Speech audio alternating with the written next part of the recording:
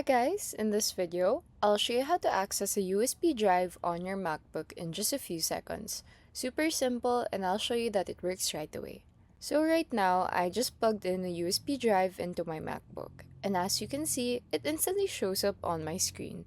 Well, if yours isn't showing up, don't worry, cause I'll show you exactly how to fix it. So first, plug in your USB drive into your MacBook. Wait for a few seconds for it to load. Then, check on your desktop.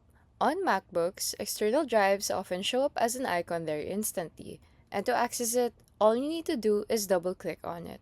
Well, if your USB drive's icon isn't showing, then you can also check it on Finder. So open Finder and look on the left sidebar under Locations, and your USB drive should appear there.